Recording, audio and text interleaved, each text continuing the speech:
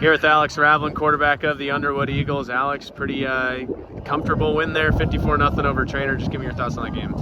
They did get a couple drives started, so I'll give them credit to that.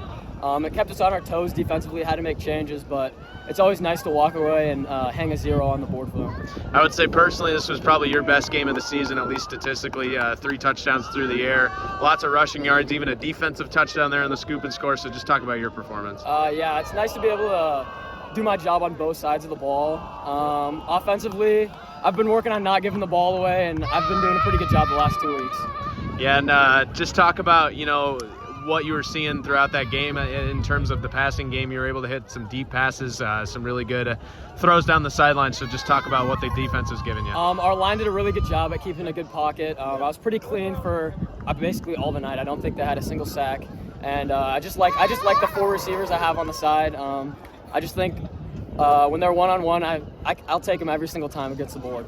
Talk about your receivers in particular. Your brother Josh, Mason Boothby, Wyatt Baker, all those guys. Just what they're able to do, and a luxury it is to have all those weapons for you. Yeah, all of them have their own talents. You can get Mason streaming down the middle of the field.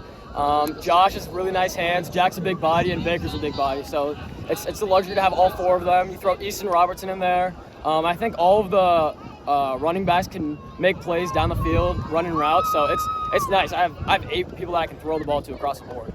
2 weeks left in the regular season. You guys have not had a close game all season. Just how good is this team, and where can you guys go? We're hoping that Kemper will give us a good game, and just looking forward to the playoffs as well.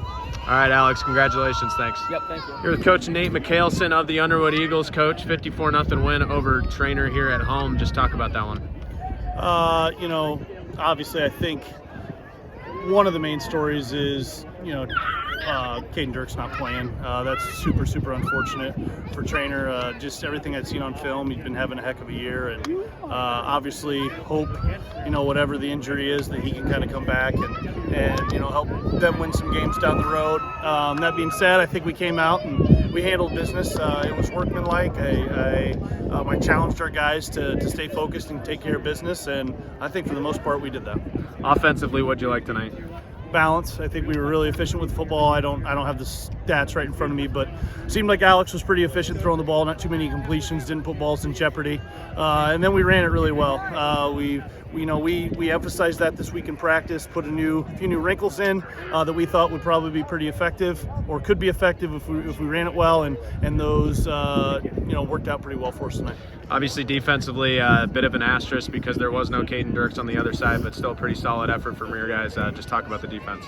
Yeah, it was a solid effort. I think at times it was a little bend, don't break. I think we gave up a little bit too much in the run game. I think a lot of that has to do with Treynor's got a pretty good scheme running in some of those plays. It took us a little bit to adjust to that. Once we got some adjustments made, and got some guys in better position, I thought we stopped it a little better. Talk about a guy like Maddox Nelson, had a really good game tonight, receiving touchdown, 2 rushing touchdowns. Seems to add a lot of pop to your running game. Just talk about his performance. We challenged Maddox about 3 or 4 weeks ago. We kind of saw it towards the end of last year when he got his opportunities that he had a little juice to him. He was new to the running back position last year, and I think we saw it at times the first week or two, but we challenged him. We said, I think you got more in you. I think you can be more explosive. We like patient running backs, but at times we think he was being a little too patient.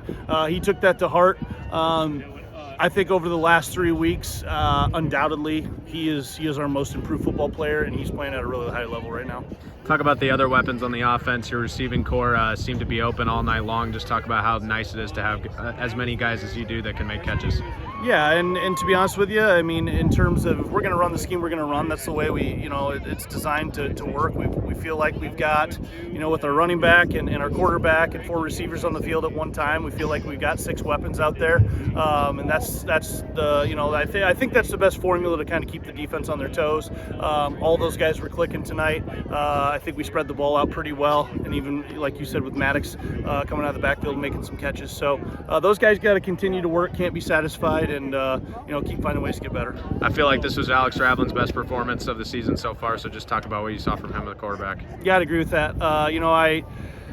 I challenged Alex, and I think the staff challenged him as well. You know, I think Alex has been a really good player for us for a really long time, and his completion percentage has been high. He's making the correct decisions. I think just the first 2 or 3 weeks he was maybe pressing just a little bit. I'm not sure exactly, but just, you know, the ball security, you know, what just wasn't great. Over the last 2.5, I'd say 2.5 games, he's been really on point. You know, trusting everybody in the arsenal, and, you know, putting the ball exactly where it needs to be. You know, I anticipate and I hope and I know he'll work. So I anticipate that hopefully he'll continue to get better week by week. You guys are 6-0 now. You're ranked top 5 in the state.